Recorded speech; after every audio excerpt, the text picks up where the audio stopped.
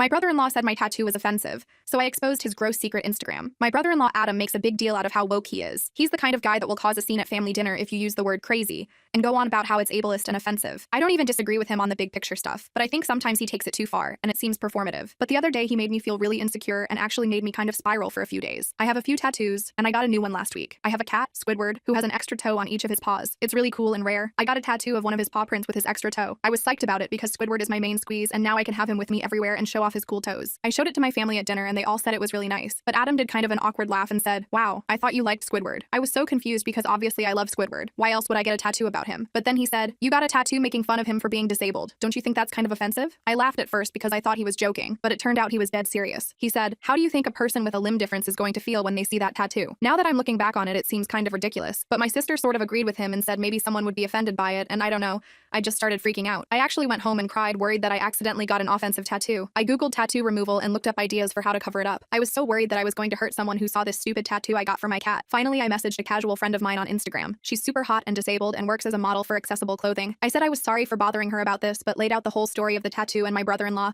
asking her if she thought it was offensive. I showed her some text messages he'd sent me over the past couple days, saying he was sorry if he hurt my feelings, but he just felt it was his responsibility to be an advocate for the disabled community. My friend said, "Okay, first of all, that's ridiculous, and this is not offensive at all. Your tattoo is adorable, and I'm sure Squidward isn't offended. Second of all, I think I know that guy." She recognized the picture he was using for his contact and showed me Instagram messages she'd gotten a few months back. It was this guy, named Adam, who was messaging her being super creepy. He was telling her how hot she looked in her last photo and saying he'd always fantasized about being with a girl with one leg and lots of really dirty graphic crap about what he imagined intimacy with a one-legged person would be like. It was a lot. I told her, "Oh my god, that's completely him, and I'm so sorry." She wasn't really fazed by it. She said unfortunately that happens often, and she just blocks them and moves on. But I pulled up the account and had a look. Adam had a whole secret Instagram account where he exclusively followed hot disabled girls. I opened up some of their profiles and there were so many creepy comments from him on their recent photos, telling them that he couldn't stop thinking about them and whacking his weenie. Disability. Advocate my butt. I couldn't believe that this guy had made me feel like he was the freaking high priest of what was and was not offensive to disabled people, and made me feel bad about my tattoo when he'd been doing this. I was in total shock. I didn't do anything until our next family dinner, and once he asked me if I'd gotten that tattoo removed yet, I pounced. Like a cat. Squidward would be proud. I had printed out screenshots of some of his Instagram comments and the messages he sent my friend,